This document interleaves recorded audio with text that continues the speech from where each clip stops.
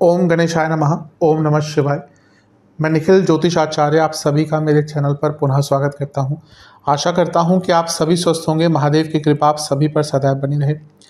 कि वीडियो धनु यानी कि सजिटेरियस के लिए बहुत महत्वपूर्ण है, क्योंकि वीडियो है आने वाले सप्ताह यानी कि 27 मई से 2 जून 2024 के साप्ताहिक राशिफल के बारे में। मेरा साप्ताहिक राशिफल चंद्रमा के ऊपर आधारित होता है। चंद्रमा नवग्रहों में सबसे तेज भागते हैं, 2.25 से 2.5 दिन में राशि बदल लेते हैं। तो बहुत स्वाभाविक है कि पूरा हफ्ता जो 7 दिन का होता है वहाँ पे चंद्रमा अलग अलग भावों में रहेंगे, राशियों में रहेंगे, ग्रहों के साथ युति योग दृष्टि संबंध बनाएंगे।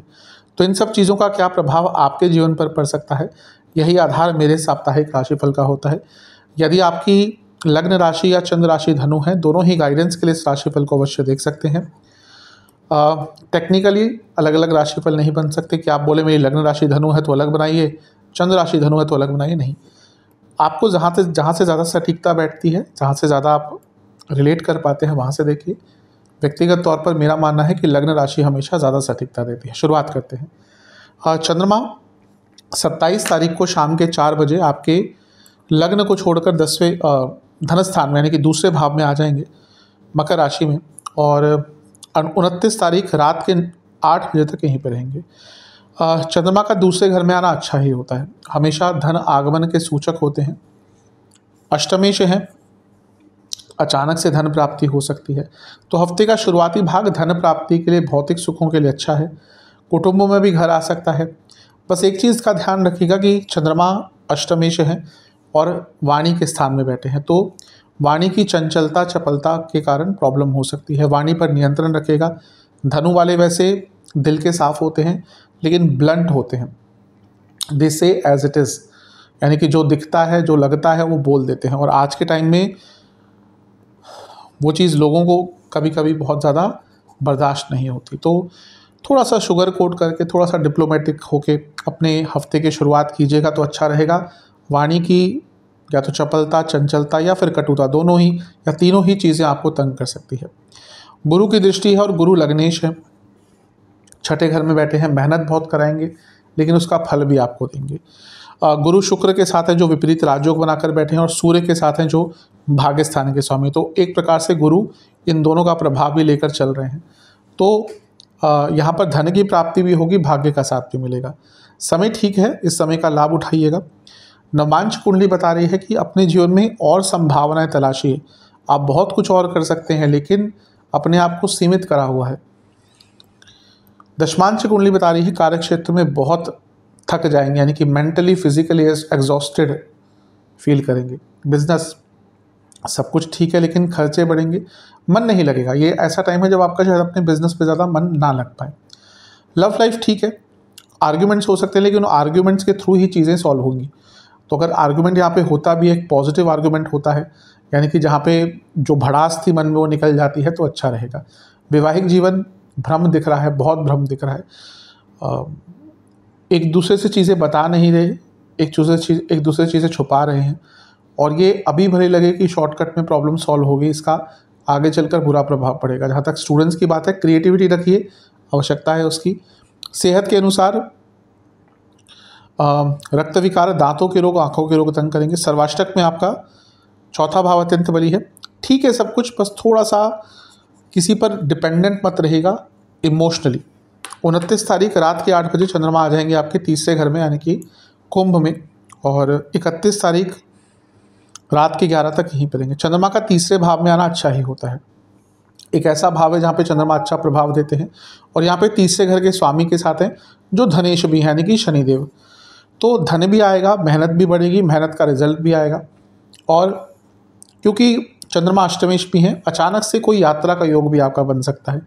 तो समय आपका ठीक ही दिख रहा है। शनि का भी तीसरे घर में होना अच्छा होता है, चंद्रमा का उनके साथ आना, यानी कि थोड़ी सी स्ट्रेंथ आती है, थोड़ा सा व्यक्ति के अंदर आगे बढ़ने की चेष्टा जागृत होती है। लेकिन हम नहीं भूल सकते कि शनि चंद्रमा क्या बनाते हैं, विष दोष। तो अपनी कम्युनिकेशन पर ध्यान दीजिएगा। बड़े मतलब भाई बहन, दोस्त, कलीग्स, इन सबसे जब बात करें तो बहुत विनम्रता से, क्लैरिटी से करेंगे तो अच्छा रहेगा, वरना इसका बुरा प्रभाव पड़ सकता है। जहाँ तक नवांश कुंडली की बात है, ठीक है सब कुछ, बस एक ही चीज़ कहूँगा कि जीवन की छोटी छोटी चीज़ों में खुशियाँ ढूंढें, जो आप अभी नहीं कर रहे, आप वेट कर रहे हैं कि तब ये होगा, तब ये करेंगे, तब ये होगा, तब ये करेंगे। दशमांश कुंडली, कार्य क्षेत्र में रुके हुए कार्य आगे बढ़ेंगे। अगर आपका वर्क ट्रैवल रिक्वायर दिखाता है, यानी कि उसमें ट्रैवल का रिक्वायरमेंट होता है, तो यात्रा के योग आपके बन रहे हैं। बिजनेस अच्छा है। अगर आप food industry, hospitality industry, health industry, इनमें से जुड़ा कुछ भी बिजनेस है, आपका लाभ होगा। लव लाइफ ऐसा दिख रहा है कि बातें पूर्ण हो सकती हैं, यानी कि जो कन्वर्सेशन रुक गई थी, जो एक दूसरे को समझ नहीं पा रहे थे, ना समझने की चेष्टा कर पा रहे थे, अगर इन सब चीज़ों पर काम करेंगे तो प्रॉब्लम सॉल्व होंगी। वैवाहिक जीवन थोड़ा बहुत बेटर दिख रहा है। स्टूडेंट्स, टाइम, आपको अपना टाइम मैनेजमेंट पर ध्यान देना पड़ेगा, वरना प्रॉब्लम होगी। सेहत की जहाँ तक बात है, गले के रोग, नसों के रोग, थायराइड संबंधित रोग तंग करेंगे। सर्वाष्टक में आपका लग्न भाव अत्यंत बली है। ये हफ्ते का जो मध्य भाग है, ऐसा दिख रहा है कि आपका कोई बहुत महत्वपूर्ण कार्य यहाँ पर पूर्ण हो सकता है, यानी कि कोई अटका हुआ कार्य बहुत लंबे अरसे का यहाँ पर आपका बन सकता है। 31 मई रात के 11 बजे चंद्रमा राशि बदलेंगे और आपके चौथे भाव यानी कि मीन में आ जाएंगे, और इसी दिन बुध का भी गोचर हो जाएगा, और सप्ताह के अंत तक चंद्रमा यहीं पर रहेंगे। चंद्रमा का चौथे भाव में आना मिश्रित सा प्रभाव देता है। कारको भावनाशाय दोष उत्पन्न करते हैं, तो इमोशनली, पर्सनली थोड़ा सा वल्नरेबल सिचुएशन है। हाँ, चंद्रमंगल युति बहुत अच्छी होती है। धन के लिए दोनों मिलकर 10वें घर को देखेंगे, और चौथे भाव में चंद्रमा है, तो प्रॉपर्टी खरीदने के लिए, वाहन खरीदने के लिए अच्छा टाइम है। विदेश से धन प्राप्ति के लिए, विदेश के कार्यों को पूर्ण करने के लिए अच्छा टाइम है, क्योंकि मंगल 12वें घर के स्वामी है, राहु के साथ बैठे हैं, चंद्रमा एक्टिवेट कर रहे हैं, चंद्रमा अष्टमेश है, तो विदेश से अचानक से लाभ प्राप्त हो सकता है। लेकिन पर्सनल लाइफ, इमोशनल लाइफ के लिए अच्छा टाइम नहीं है। माता जी की सेहत के लिए बिल्कुल भी अच्छा टाइम नहीं है। ऑलरेडी अगर माता जी कोई कष्ट चल रहे हैं तो उनका ध्यान बहुत ज़्यादा दीजिएगा। किसी पर भरोसा मत कीजिएगा, किसी पर ट्रस्ट मत कीजिएगा, और जैसे मैंने पहले भी कहा था कि इस हफ्ते ज़्यादा किसी पर इमोशनली डिपेंडेंट नहीं रहना, वरना प्रॉब्लम हो सकती है। एंग्जाइटी आपकी इस टाइम पर बहुत बढ़ जाएगी। ये राहु मंगल की जो युति है, अंगारक दोष होती है, तो यहाँ पे गुस्सा भी आपके अंदर बहुत रहेगा। जहाँ तक नवांश कुंडली की बात है, स्ट्रेस दिख रहा है, ऐसा लग रहा है बहुत चीज़ें हैं जो स्ट्रेस आपको कर देंगी। दशांशा, कार्य क्षेत्र में उलझनें बढ़ेंगी, पुरानी गलतियाँ यहाँ पे दोहराएंगे, गलतियाँ थोड़ी सी ज़्यादा हो सकती हैं। बिजनेस में ठीक है, पैसा भी आता हुआ दिख रहा है, नाम भी बनता हुआ दिख रहा है, ठीक है सब। स्पेशली अगर फैशन इंडस्ट्री से, या गारमेंट इंडस्ट्री से, या इवेंट मैनेजमेंट। जहाँ तक लव लाइफ की बात है, लोग जानबूझकर आप दोनों के बीच में प्रॉब्लम्स क्रिएट कर रहे हैं और आप दोनों ये समझ भी नहीं पा रहे। वैवाहिक जीवन अच्छा है, एक दूसरे को समझ पाएंगे, लेकिन इन लॉ से दूर रहें। जहाँ तक स्टूडेंट्स की बात है, आप चेंजेस नहीं ला पा रहे अपने अंदर, और समय के अनुसार नहीं बदल पा रहे, और इस टाइम पे भी ये नहीं कर पाए तो प्रॉब्लम होगी। जहाँ तक सर्वाष्टक की बात है, आपका चौथा भाव अत्यंत बली है। इमोशनली बहुत वल्नरेबल टाइम ये हफ्ते का अंतिम भाग रहेगा। उपाय के स्वरूप में शिवलिंग पर एक चंदन का तिलक लगाएं, और ओम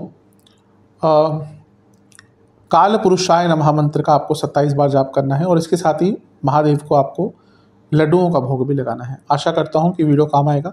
अगर आप चैनल पर नए हैं, सब्सक्राइब कीजिए, वीडियो को लाइक कीजिए। मिलता हूँ अगली वीडियो में, तब तक के लिए ओम नमः शिवाय।